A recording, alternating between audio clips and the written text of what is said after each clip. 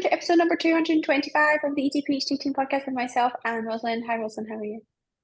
I'm very, very good. I'm in the heart of Wales, Snowdonia at the minute, so I've got a really nice scenic background today to my view of Snowdon, so it's nice.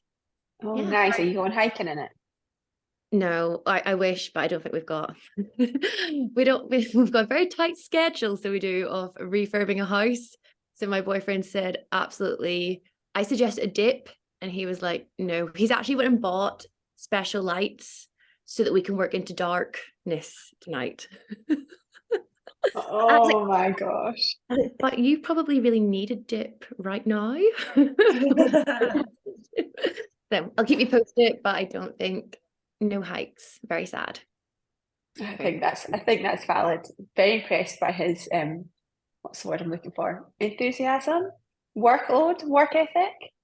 Yeah, I wouldn't. I think we're very bad at deadlines, so it's self-inflicted. Okay. Yeah, okay. Maybe I'll take that back. How are you, Anna? I am good, thank you. How are you? I am also good, thank you. I am, as I sort of hinted at before we started chatting, I feel a little bit like I'm walking on a tightrope. You know, when you just feel like you've got 10 plates in one hand, 10 plates in the other, 10 plates on your head, and you've been walking on this tightrope for a while and you can see the end, but it's like little plates are starting to crack, and you're like, guess I'm going to get to the end, am I not? Am I going to break my neck? It could happen. So, but I'm doing it with a smile on my face. So I feel like that's great. No toxic positivity there. This isn't helpful what I'm going to say, but I was like, you'll need to take the bun off your head if you want to balance the plates on your head. Oh, it's a pathetic little bun too, isn't it? It's just like, yeah, it's sad. It looks kind of like a man bun, but it's fine. Thanks so much. We love the non-hair wash after a week kind of vibe. My friend was like, some of my friends said, oh, sorry, I've not washed my hair in 3 days. And I was like, I haven't washed my hair in 6 days. And she's like, that's absolutely foul. I'm like, I didn't realize that was so unnatural and weird. I think that's quite normal, especially with curly hair. You're not allowed to wash it that often. That's what I cling to. So I just hard relate. I washed my hair because of the podcast today, because I hadn't washed it since Friday, and we installed. I wasn't allowed to use our shower. We've been washing. I'll send you a video after, in our Lumi ice bath. Like we've literally been using it at like shampoo, conditioner, the hose pipe, and I don't think this is how other people refurb houses, but this is what is working for us right now. So Oh my gosh, fair play. That's dedication to the cause. When I was growing up, we bought a house in the south of France, and it was like, I say it was a house, look, it was like a barn. And so every summer we would go, and like our holidays were like painting chairs and doing all these things. And I remember one year, our whole summer, we spent showering with like a bag of water on a tree. And it was like a type of shower you can get from like B&Q. And it had like a tiny little nozzle on the end, and we would just stand under the tree and shower. And as much as it was France, it was still like, France is not that hot all of the time. So we like, I don't know, we were about 14 or whatever, showered under this bag for about 6 weeks. It's a good time. Personality making. teaches resilience. Absolutely. That all important skill. Okay, let's get cracking on the questions. Anna, do you want to go first today? Sure. Any tips for rekindling your love for training when this seems to have dwindled a little? Well, hard relate. It's funny, actually. I was just saying yesterday that I've signed up with a coach to do my training for a while, because I think for me, I will always weight train because I know how good it is for my health. But really, that's the extent of it. I just do it because I know that it's good for me, and because my body's able to do it, and I can do it, right? So great. But I've started to get to the point where I quite enjoy yoga. I quite enjoy running because I just don't run for too long. And like, I kind of miss the days, and I used to love training, and I used to buzz about going in. And now I very much go to the gym. Everyone knows I do 3 full body sessions, and it's the same sort of stuff over and over again, in and out. It's pretty effective. It's fine. And then I see the buzz that my clients get from my training programming, and they're like, oh yeah, like I really love it. And even the ones that don't love training, anymore, that they maybe moved through that and they're on like a 3 day a week split too, they still really enjoyed like me pushing them. And I was like, maybe I need that again for a while. Just someone that's pushing me and making me do something slightly different from what I would just normally do myself. So I've like, this guy is fantastic and he does more like athlete training and more kind of performance stuff, which I haven't really done a lot of.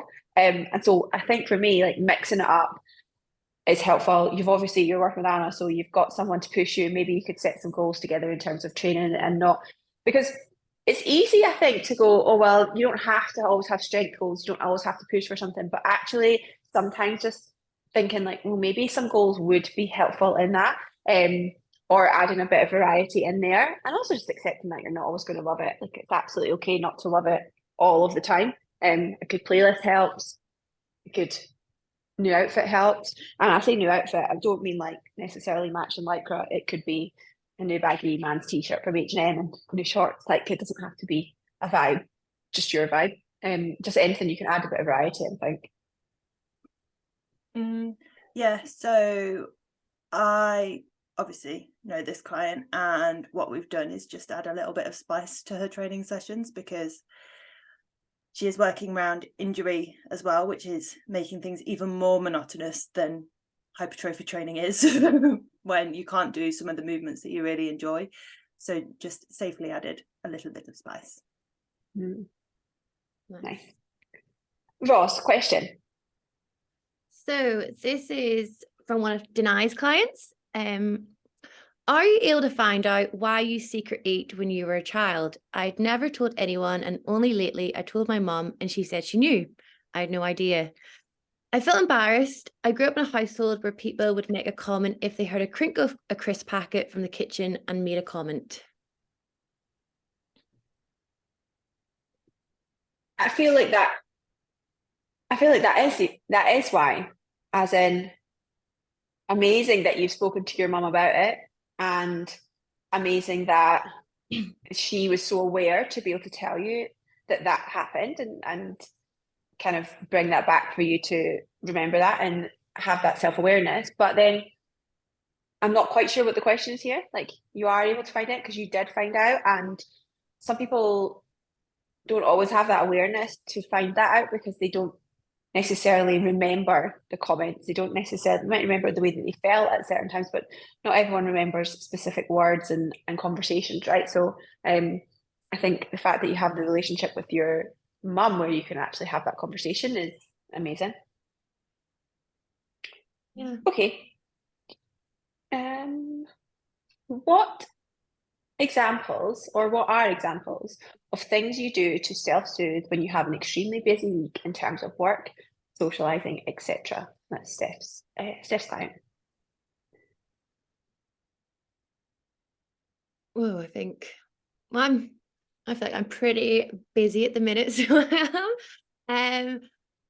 I just like anything that makes me feel good, basically at the minute. And I think we're still soothing, and we've got a thread about this in our Facebook group. I think it was actually one of my clients, sorry, asked in the Facebook group, and then all the coaches and clients put in different things.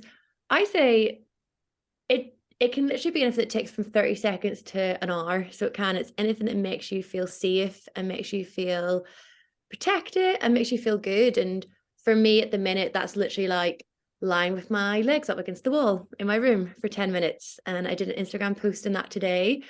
Or for me, it's actually a walk with like headphones or a podcast. And it's actually a familiar walk because that's like really soothing to me, that I know that like what's coming up. So I think what's really important to say is what soothes me is going to be different to what soothes you, Anna, and what soothes you, Emilia. And it's really important that you get really curious and explore these, but take away the expectations of how long it has to be, what it has to look like. Like it might just be you singing to your favorite Taylor Swift song, or it could be like meditating or journaling. It could be watching a familiar rerun of like The Office. That's what I sometimes do as well. Yeah, what about you guys? I completely agree with you, Ros. Like my things will be have my diffuser on for when I'm working, just because that helps to keep me calm. And time blocking. That's what I was going to say. Mine went completely blank. But I think for me, it's reminding myself that you can't do it all. There is going to be stuff that doesn't get done. There is stuff that is going to be you're going to have to compromise on as well. And it's just choosing what's a priority and what needs to be done and letting go of the other stuff.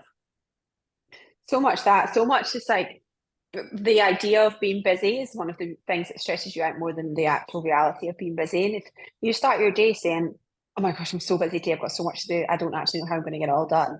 Imagine how that's going to impact your nervous system and just your mood for the rest of the day. Whereas if you start your day saying, oh, I've got a lot on today, but I know that I'll get it done, and I'm going to prioritize like a couple of moments in between each meeting just to sit for a second, like, and just reminding yourself that you'll get it done. The difference that has on yourself is huge.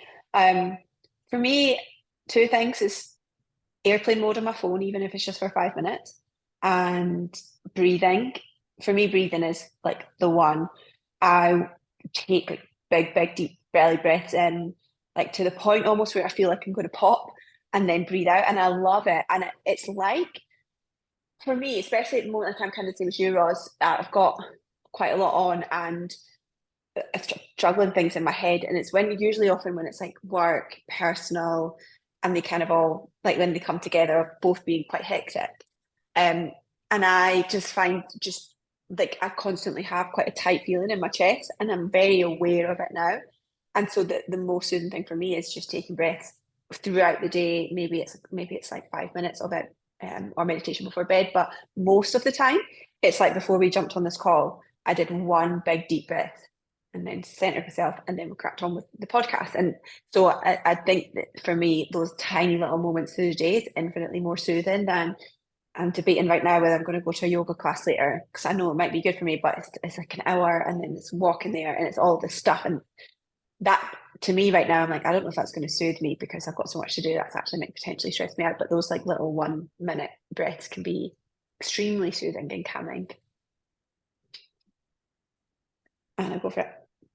So this client has done a fantastic job in identifying some of the reasons that she is reaching for food, and she's asked how to work out your needs, because it's unmet needs eating, but we're not sure what those needs are at the moment.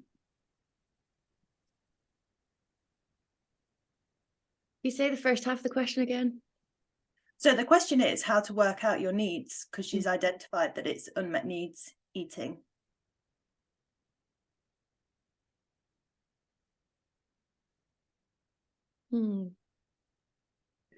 So I think it's an objective look at this can be quite helpful. And what I mean by that is taking yourself out of your head for a minute and looking at, maybe you'll look at Maslow's hierarchy of needs and you look at, okay, what needs are potentially theorized to contribute to this feeling of, well, self-actualization or contentment or peace. And it might be things like physical needs. And I think when we think of physical needs, we think of, okay, well, I live in a house and I've got water and I've got food, my physical needs are being met. But then we move on to things like safety. And you think, well, I'm safe. I, again, live in a house and things like that. But then do you feel safe in your relationship?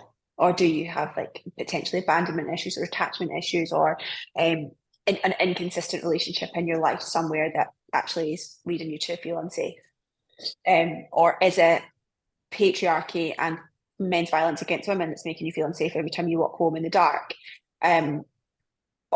And so I think, Google Maslow's hierarchy of needs for yourself and have a look at those things and journal on them and say, well, where do I feel like this fits for me?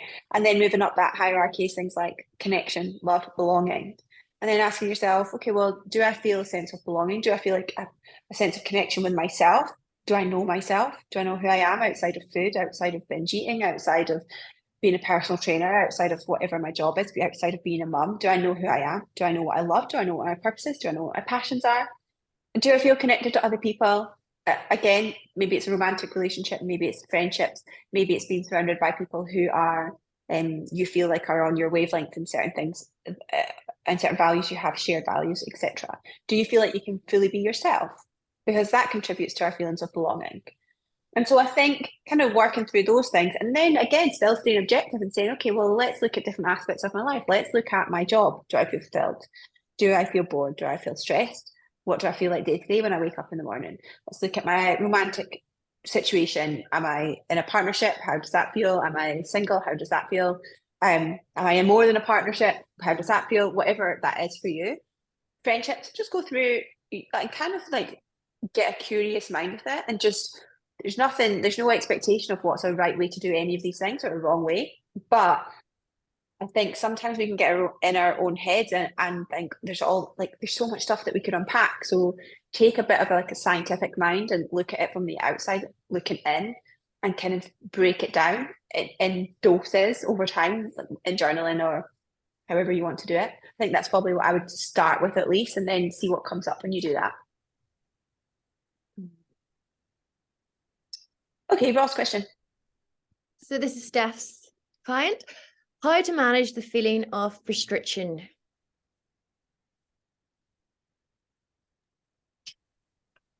I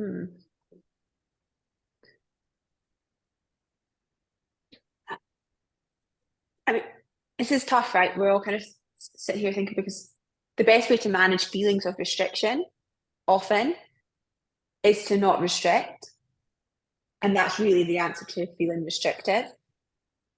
But I think the audience that we're talking to here right matters, because if you're somebody on a fat loss journey, there's going to be feelings of restriction.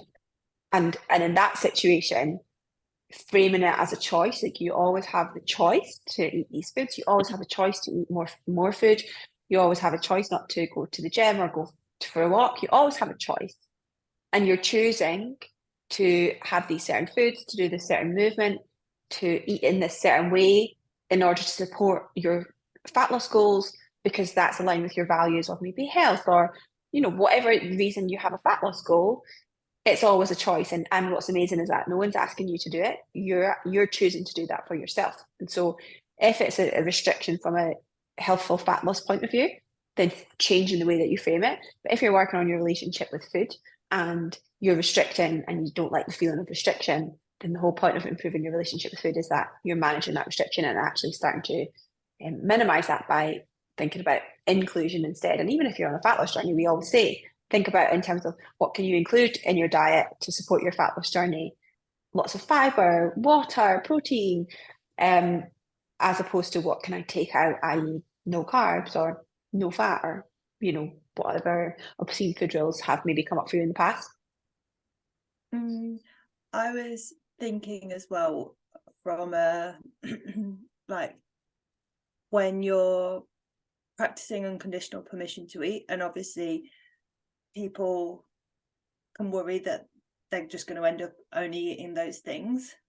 And I guess if the feelings of restriction are coming up by maybe practicing unconditional permission to eat by allowing yourself some of that food, but that's bringing up feelings of restriction because it's not necessarily as much as you'd want, maybe considering, well, what can I add to it to make it more satisfying or more nourishing to help avoid those feelings of restriction as well. So it's more of a wholesome snack or meal in that sense. Yeah, I agree with what both of you said. And this has been really topical this week with my clients. One fat loss, but one about alcohol. And she was like, I want to restrict alcohol. And she was very mindful of, she already was like, when I say restrict, I just get a negative mindset. And I was like, kind of what you said to me, like, let's just reframe it. Let's be like, I want to be more mindful of my alcohol consumption, or you want to be more mindful of your diet or your foods or whatever. And I think language is so powerful, especially with like food and body image. So maybe if you're feeling negative towards a intentional restriction, just be mindful of the language you use. And I think that can really have a positive impact on that restrictive feeling.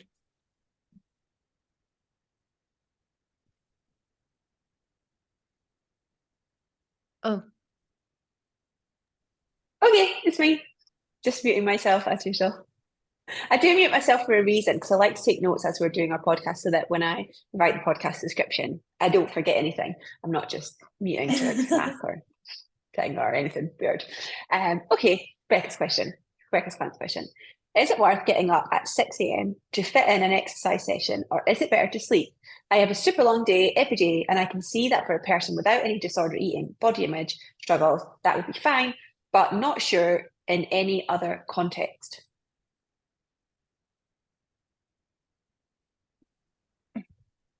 I think I'd like to know what time you go to bed at, but we always know like sleep's so important. Like sleep's going to impact your overall mental well-being. It's going to impact your hunger cues as well the next day. So I think, you know, if you can still get the right amount of sleep for you, which might vary, but probably like 70 hours, then if that's the only time you can fit exercise in, and that's a goal for you to be more active or to hit like strength or anything like that, then yes. However, it sounds like maybe you're hesitant, that it sounds like maybe it's going to be a sacrifice of one or the other. So in that case, it's maybe trying to figure out what works best for you. And also like not forcing yourself to train at 6 a.m. because maybe you've like read a book or seen that other people do it, and thinking as well, I think Emilia, you did a post or said today, you know, but it's so important to consider fasted training. Like that's not ideal for like a lot of women, especially if maybe if you're with Rebecca, it might be like an HA client. So there's a lot of other considerations as well as just sleep. So if you are going to get up at train at 6 a.m., can you prioritize getting something to eat before that session? And maybe if there's a lot of answers saying no, it's trying to look at where you could prioritize it later on in the day. Completely agree. I totally agree. I think the 6 a.m. grind harder, it's usually like more like 5 a.m. grind harder type of diet culture messaging is important to be mindful of for sure, and to not fall into that. But again, take an objective look at this. How many times a week are you training? If you're training 5 days a week and you're getting up at 6 a.m. to do it and you're sacrificing sleep consistently over time and you're maybe getting 6 hours sleep a night, then, or 6 hours quality sleep a night, then it's probably worthwhile reducing your training and doing fewer sessions and getting a bit more sleep. But ideally you would start going to bed earlier so that you are getting sufficient sleep so that you can wake up at 6 a.m. and train. Because one of the important things with sleep quality and sleep hygiene is regularity, going to bed roughly at the same time, getting up roughly at the same time, even on weekends. And so what we don't want is huge variations in that day to day. So really what we want to work on is like, first of all, working on your sleep quality and your sleep hygiene so you can get enough sleep and get up at 6 a.m. And then like you said, Ross, thinking about food around that, etc., is super, super important. And again, like most of these things, look at your intention. Are you getting up at 6 a.m. because you feel like you have to? You have to go to the gym that day, or is it because you actually want to? Because exercise is really important for a healthy relationship with your body, for general aging and health. Exercise is important. So I'm never going to say get 8 hours sleep and just don't exercise at all, because actually that's not optimal either. So look at your intention and think, okay, am I waking up thinking, oh, it's my day of exercise today, I'm excited to get in the gym, I've got 3 sessions this week and I'm buzzing for it and I'm choosing to do that? Or is it, oh, I've got this session planned out, I have to do it, otherwise I'll feel stressed because I'm not doing it. So really think about the stories in your head behind it, and then you can come up with the answer for that for yourself. Anna. Oh, is it me? I didn't realize I'm so behind. Any exercises for pelvic floor? This client is suffering slight bladder incontinence at times. I feel like you're probably best with this one, Anna. There's so much you can do, and the beauty of pelvic floor exercises is that you can do it anywhere, anytime, and nobody even knows. And I think to get into it, when I was doing my Pilates teacher training, she said like to help people engage with it is to like do it when you're waiting for the kettle to boil, or do it when you're brushing your teeth, and it's that feeling, you know, when you're like stopping your pee mid-flow, you want to be practicing that, like just holding it for a second and then letting it go. But equally, like if you think core engagement, that's going to activate the pelvic floor, and you'll be doing that in your training and hopefully your core exercises as well. And I always think with kind of engaging those deep abdominals, including the pelvic floor, I always think there's lots of different ways that I'll cue it, but the best one for me is like imagining you're doing up a belt on the tightest hole and then you just let it out a notch. So you want it at kind of like 80% engagement. So you're not holding your breath all the way in and pulling everything in all the time. It's just kind of switched on, a bit like when you think about like engaging any other muscle. Mm. Have any of you seen any of those TikToks or reels that are like Kegel reminders, and they play a song and you do your Kegel reminders? It's maybe they're targeted at me for a reason, who knows? But they're amazing. It's just someone on, I mean, I've seen them on TikTok, and it's just someone saying, they'll have a music on and say, okay, daily reminders, doing your Kegels, let's do this, and they'll go slow. And then count, and then they're like, okay, fast. And so you're going, and it's amazing, and it's 90 seconds, and then it's done, and then you're like, I've done my Kegels for the day. And anytime anyone talks about it, I feel like that's when I do it. When, like, so people listen to this podcast, if they're doing them right now, that's what I would be doing. I mean, I wouldn't be doing it today because I'm in cup 5, so you don't want to be doing Kegels with a moon cup in. I don't feel like that's a good combination. But in general, so like, if you Google like TikTok Kegel exercises, I guarantee you'll just get a list of them. And then, like, say to you, like, habit stack it with something else that you said, Emma. If you're making your morning coffee, you're waiting for the kettle to boil, whatever it is, when you're brushing your teeth, and then just do it in those moments. And we should all be doing Kegels. And I say this as someone who does not do them very often. But it's not just about, you know, people who are planning to conceive or pregnant or had a baby. If we should all be doing them. I definitely don't do them enough. Also, I would recommend, I think I put it in our coaching group, the Vagina Whisperer. She's fantastic. She's a pelvic floor physio and does a lot of like pre and postnatal stuff, but just her advice in general is great, and she often dresses up in a vulva, which makes it up even more. So Love that.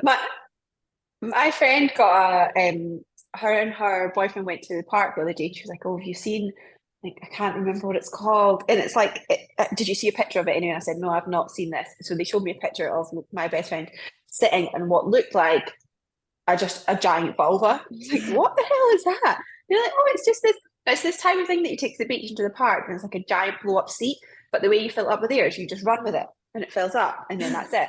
And it just looks like a giant vulva. I'm like, you look very at home in there. Nice. I saw them. I know what you mean, Emilia. Genius. Just followed the Vagina Whisperer, and you did not. Oh, it's blurred. Oh, you can't see it because my screen's blurred. But yes, she is dressed up. Yeah. I wasn't lying. Okay, I need to get on that. Okay, Ross, question. Okay. Oh, so this is George's client. I feel like this will be a good one for you, Emilia. Is there any specific advice you give for someone undertaking a frozen embryo transfer? I'm already reducing alcohol and caffeine, prioritizing protein and veggies, but I'm by no means doing so 100% of the time. I exercise regularly. I have lean PCOS, want to make sure I'm doing as much as I can. Oh, good question. The thing is, with an embryo transfer, you want to be kind of as quote unquote healthy as you can, but like a lot of the recommendations are around optimizing your egg quality as opposed to optimizing the transfer situation. And so I think the key is really managing your stress around that, because what will probably happen when you, like, I don't know how it works with embryo transfer, how medicated it is in different situations and stuff, but the key thing really is going to be managing your stress. If it were me, if I were going to undertaking it myself, I wouldn't be drinking alcohol at all, to be honest. And I would be having a very maximum of 100 milligrams of caffeine a day. To be honest, again, I probably wouldn't be drinking caffeine really at all. And there's no reason for having no caffeine at all, by the way. Research, and you know this, Rod, like research suggests, 100 milligrams a day is fine. But I just think the expense of IVF and the emotional investment and the physical investment, I'm very much of the mentality of, well, let's try and just throw the kitchen sink at it, as long as it's not adding extra stress. And to be totally fair, when I went through my stuff in the past, I got so stressed that I missed my period and I couldn't do what I wanted to do anyway. So that doesn't mean that that's definitely not the right way to do it either. So it is about thinking, well, what's the optimum way for me to do it? What's, like, is reducing alcohol completely and taking it out, is that going to cause you a lot of stress?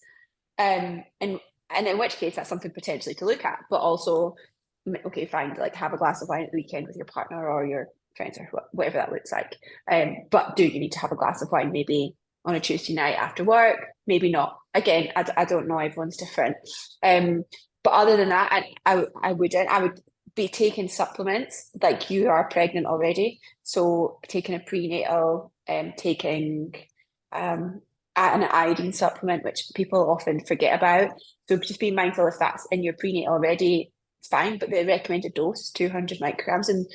And the important thing about that is that that's most important in the first trimester when people don't often know they're pregnant. What's amazing when you're doing an embryo transfer is that you know that you potentially could be pregnant. So you can do all of this stuff now. So taking a prenatal, taking iodine, and hopefully your prenatal will have folic acid in it. But again, obviously just check that. And then really just making sure that you're getting enough sleep, good quality sleep, that you're getting enough rest, that you're not, I wouldn't be doing any high intensity interval training. I wouldn't be training to complete failure, but still moving your body, still doing exercise, but I wouldn't be pushing anything to, very high intensities. And that's it. Don't know if any of you would add anything to that. No, I agree. This is more anecdotally, is that how you say the word? Anecdotally, but from clients I've worked with and friends and family, I've reported like caffeine sensitivity, like when I think it's a mixture of maybe like that. We know caffeine makes us more anxious, it makes us more alert. And I maybe agree with you, Emilia, like, okay, there's no evidence, but if you can go without the caffeine, go without the alcohol, and you want to increase all the chances, then that probably is going to be, it's going to reduce your anxiety from a physiological response in the body without the caffeine and alcohol. So I'd maybe like try pursuing that if you feel comfortable. That's such a good point, because one of the most stressful things in life can often be IVF and this process. And you're so right, if you're drinking caffeine, it may well exacerbate that. Okay. George's question. How to cope with feeling like you have gone backwards after putting so much work into improving your relationship with food and your body image? What did you say to me on Saturday, that they'll be like framing it as slips and not slides? Oh yeah. And I like that a lot. And I think reminding yourself that like these things are going to happen from time to time, but it's never back to square one because of all the work that you've done in between. So it's noticing what's going on, acknowledging, has anything slipped? Have there been any triggers that might have caused this? And then implementing what because you have already done a lot of the work, what's going to support you through it. And obviously working with Georgia, you'll be able to talk things out with her and make sure that you've got some plans in place to make you feel more confident and comfortable moving forwards again. Mm-hmm. Yeah.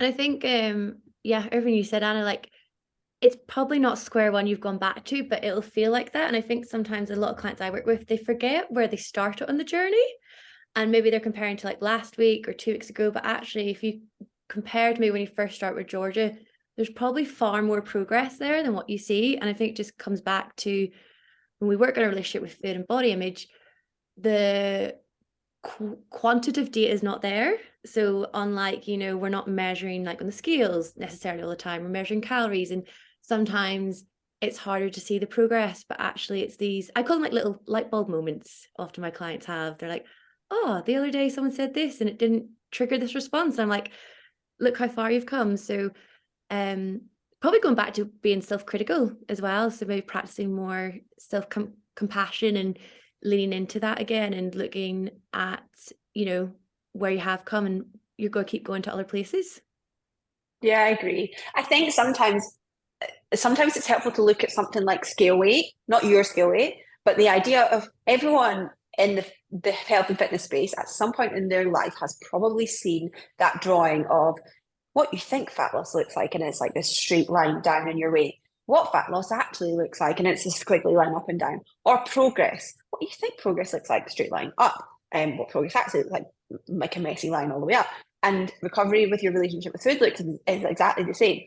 And so when you have this setback, what you feel like is that you're back at square one, but what you're actually like is like a dip compared to where you were at before. But square one is still way down below, but you catastrophize it sometimes and think, oh, well, I'm back all the way back there, but you're not. And I think normalizing this as no matter what you're working on in your life, there's going to be times where it feels easier, and sometimes times that it feels like you just keep improving, and sometimes it feels like, oh my gosh, like I just keep slipping backwards and backwards. It's like one step forward, two steps back consistently for a while, longer than you want.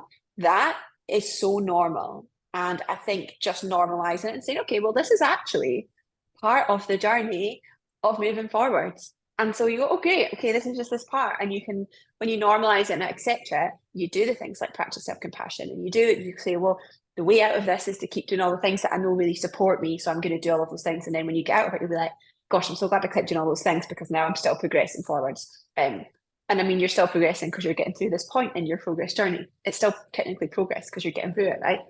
So I think that that's really important. And I did a post on Instagram today actually about it. If this happens like early on in your journey, if maybe you've done 2 months and you stopped maybe binge eating and you felt like you were in a good place because you just started and you started doing all these habits and it's really great. And now you've hit this point where you're like, now it feels like it's worse than it was before. Like it feels really, really hard. And often that's because you've started to uncover some feelings that maybe you hadn't let yourself feel for a long time, alongside giving yourself unconditional permission to eat. And so now you've just got like this kind of tornado of feeling your feelings, having that old strategy of using food to suppress your feelings, and having this food abundance that you've never had before. So for a while, it can feel like this is actually harder. But again, it's quite a normal point to go through to move through that and then get to the point. And that slip and slide situation was so that's how we always frame things. It's not a relapse, it's just a slip. And that terminology we take from like a recovery from addiction. I think it's in 12 steps actually, but it's this idea of when you frame things as a relapse, you're much more likely to be self-critical, you're much less likely to move through it. But when you frame it as a slip, you can learn from it, you can reframe it, and you can think, okay, well, how is this an opportunity for growth? And then I was listening to this book, so everyone who came to the event knows I was talking about this book at the weekend, and the book is by Jeanette McCurdy, and it's called I'm Glad My Mum Died. And she's an American former actress. And I didn't realize it was an autobiography, but she talks about her journey through child stardom and quite an abusive relationship with her mum, who has now passed away, and her relationship to food and her body and her eating disorders. And it was near the end, she talks about her relationship in therapy with the food stuff. And of course, everything she was saying, I was like, yeah, like, of course we know that. But she was talking about, my therapist said it's a slip, not a slide, and all these things. And I thought it's good that that's general consensus. But I was talking about the book because I think if anybody is interested, it's a nice audio book to read. Just if you're in your recovery journey, be mindful there is a lot of conversation around these things. So it might not be the right time for you to listen to it, but it is a good book at some point if you're interested in it. Anna. Sorry, I'm not on the ball today. It's not like you. I know, I'm just like, yeah, that was good. Okay, I'm struggling. Oh, just lost my questions. I'm struggling with reframing food when eating out. I end up overthinking the calories, or I'll just not eat, or try to choose a lower calorie option. Or if I do choose what I actually want, I feel super guilty and feel like I can't eat for the rest of the day, or end up binging after. What tips do you have for reframing or eating out in general, I suppose?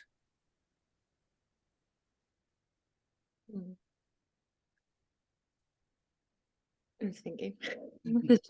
So I would maybe, like, even before you even go out for the meal, start off with your day, like, can you ensure you're a bit regulated before you go out? So getting into, if you've got time, that is as well, but maybe get into a place where you can do, like Emilia said earlier, some box breathing, and maybe a little bit of mindfulness just before you go out, so that whenever you're going into the restaurant or the cafe or whatever, you're going in maybe from a place where you're feeling slightly more relaxed, slightly more at ease, and maybe a bit more present and mindful. So you're not necessarily thinking like straight away calories, but you're just thinking of the experience.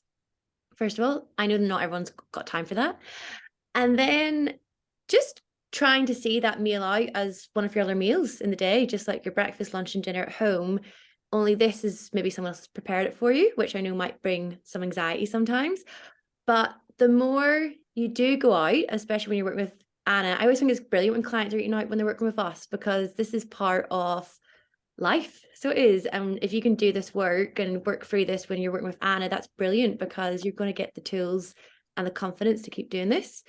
But maybe, yeah, looking through the menu and making the choices based on asking that question, like, what is going to nourish me? So like, what's got protein in it? What's got fiber in it? What's got healthy fats in it? And not denying yourself the taste and the texture. So if you do want something that maybe is slightly higher calorie, making peace with that and knowing that you can still have that as part of a balanced meal throughout your day, and maybe it just might impact your dinner that night, might be something a bit lower in fat, to get that balance right. Yeah, but I feel like I've got more to add, but my brain's so foggy. It's the calm down.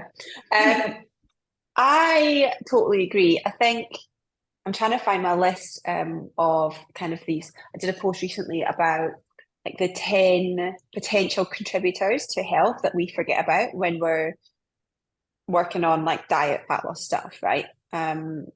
Let me just find it. I feel like it shouldn't actually be this far away. Oh yes, here we go.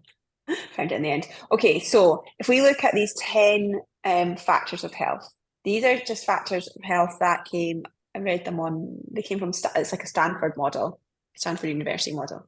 And they very much align with the concept that we talk about a lot, like flourishing health, looking at health as a much more holistic model. And it kind of aligns with that, which is one of the reasons I probably like it.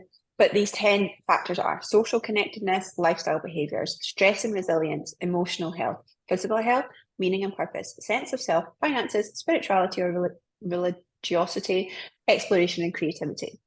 So I wonder if you can look at meals out, and this is going a little bit deeper into the more thoughts behind it and intentions behind it, but can you think about how that meal is supporting your health? Because it might be a burger and fries and some dessert, and you might think this is a really unhealthy food, for example, which it's not, because food is not either good or bad. And also, we don't just eat one meal in isolation and then our body sees this quote unquote high fat, ultra processed food and thinks, oh my gosh, this is unhealthy. That's not how it works. But we're so used to thinking of food like that. So, but going out for a meal, maybe it's a date, right? And you're going out for a meal and you have a pizza on a date, right? How is that supporting your social connectedness? How is that supporting your lifestyle behaviors? How is that supporting your emotional health? Like that potentially having that meal, and yes, you might get some of the same benefits from having a salad in that situation, but the stress that comes with the restriction of that potentially, or the preoccupation that comes with that, that's actually detaching and detracting from that moment of social connectedness, and potentially adding stress to that. And on the flip side of that, pushing yourself to have food that feels slightly outside of your comfort zone is building your resilience. Resilience, as I said, is one of those kind of key markers of health that we're looking at. And it seems to be something that we're talking about quite a lot more. I definitely am, because I've been thinking about resilience a lot. But building your resilience in your relationship with food is hugely, hugely important and a key determinant of your recovery in your relationship with food and your body image. So actually having these meals out is, one, a great opportunity to be more mindful and practice your mindful eating skills, but two, contribute into your health in so many ways that you're not even thinking about. So it helps, I think, framing it that way could sometimes help remove this kind of black and white, this food is good, this food is bad, because we know that that's not the case. I think the only thing I would add is trying to kind of acknowledge what it is you're feeling and why you're feeling it, so you can create some space. So if you can go, right, I'm feeling anxious because this menu's got a lot more calories than I'd normally have in a meal.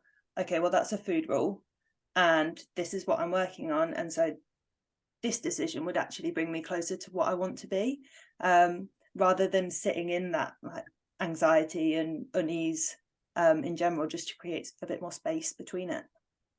And the other, I think something that none of us have mentioned, but practically, if you think that you're going to overeat at these meals, because you're going to eat a food that you think is a quote unquote bad food. Make sure you're not going super hungry, so you're not restricted in the day, so that when you do go, you're kind of like a comfortable 5 on the hunger scale or whatever feels right for you. So you can be mindful and you're not going in, because often when we find that we overeat after a meal out, it's because 1, we feel guilty and we feel like we shouldn't have had that food, but 2, we probably were really quite hungry when we went, so we weren't able to be mindful, and then we feel guilt for that and we keep on overeating. So making sure that you're managing your hunger levels is also super, super important. Who is it? Is it Ross? Ross, yeah, I'm on the ball this time.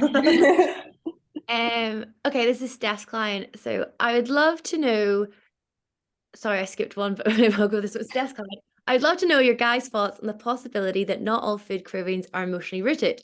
And if you agree, what other reasons could there be for food cravings?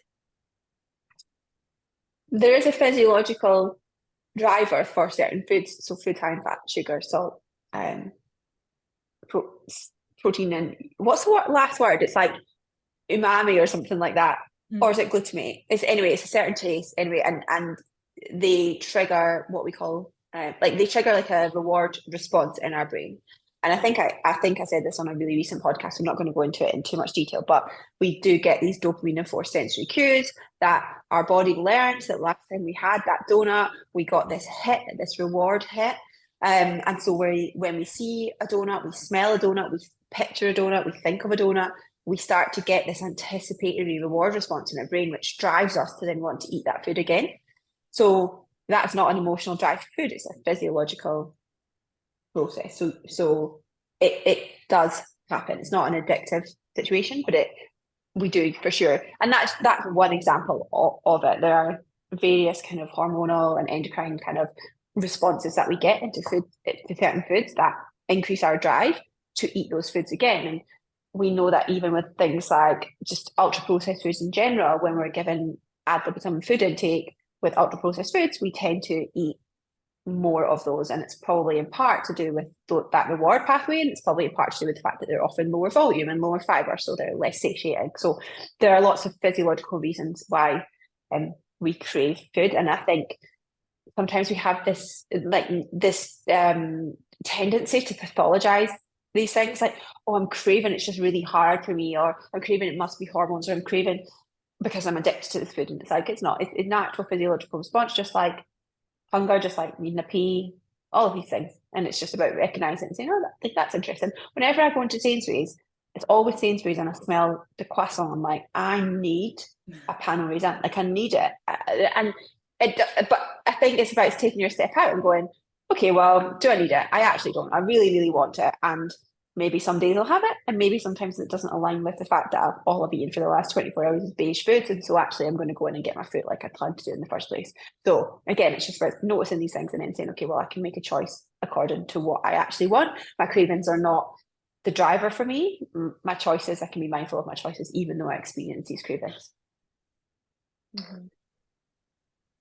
Okay. Oops. Last question. Nice question, or client's question. How do you respond when you have a partner that is also a coach, but is now making conscious decisions of what they're eating to put themselves in a calorie deficit? I've been working on not looking at food as calories, and he mentioned how many calories were in our lunch. And because I haven't thought about calories in a few days, I felt uneasy. How would you communicate this with a partner?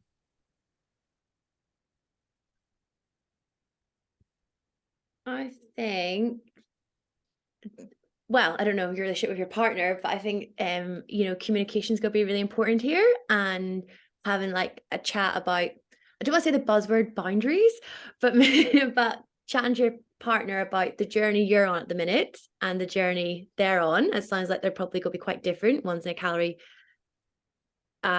deficit, and maybe you're not in a calorie deficit with Danae, or maybe, I'm not sure, and maybe chatting about that, like you want to support their goals, I'm sure they want to support your goals, but you can do that with like maybe talking about the ins and outs of what you're eating and the ins and outs of how many calories are in your food, because you don't need to know how many calories are in your lunch, so you don't, and especially if it's going to trigger an urge for you maybe to restrict, or an urge to binge, it's not going to be overall helpful. And hopefully you feel comfortable enough to chat about that with your partner, and explain, and maybe as well, so they can get an understanding, because you're on different journeys, explaining why you find that triggering as well, and why maybe it's not helpful for you at the minute.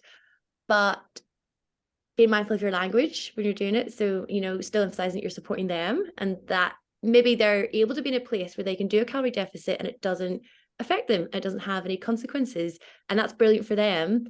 But just recognizing maybe you're not on the same level. Yeah, I completely agree. I think you're so right about like the way you approach it, and not in a way that you're attacking them for what they're doing or that they've done something wrong by talking about it, because they don't know that they've done something that like that's triggering for you. So, but what's amazing is that it's a great opportunity for you to like challenge your communication skills with your partner, which is always like we can always work on those no matter what position that we're in. So great opportunity. And if it's at the start of their diet, like this is something that's going to come up repeatedly. So like saying, okay, well, things that maybe I would love not to talk about would be calories or your scale weight, or how much weight you're losing. And I wouldn't like to take, I don't know if they're working, I don't know if they're a coach, so maybe they take progress pictures and stuff like that.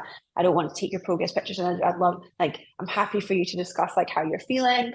And you know, and maybe you are in a place where you can self like congratulate their progress, because you know, like, thing is, you can congratulate, but I can see how hard you're working on this. I can see how hard you're training, and I can see like that you're saying no to like eating out all the time and things like that. And I think that's amazing. But rather than saying you like congratulating consistently on their weight loss, and again, it's a really great challenge for you to think of non-body compliments while someone's trying to achieve their goals. Can you support that person by not saying, oh my gosh, you've lost so much weight, oh my gosh, like you're getting so lean and shredded, you look amazing? Can you support them in other ways? Like, oh my gosh, like, again, fair play for getting up at 6 a.m. and going to the gym, like if that works with your goals. Like other, like more process-based compliments and non-appearance based compliments. And I guess as well, kind of off the back of what Ros was saying, in like, this isn't helpful, but combining it with perhaps what you're working on with Denai, in can we talk about kind of the enjoyment we both experienced from the lunch together, and what was the most like favorite part or the nourishing part of that meal. And if you are finding yourself kind of beginning to ruminate on calories again, catching yourself and again bringing yourself back to, okay, well, what was my favorite meal that day, or how did I feel after eating it, rather than sitting and worrying about the calories if you're finding it triggering later on as well. Agree. Okay, fabulous. Thanks everyone for the great questions. Thank you both so much. Thank you. Thanks. Bye. Bye.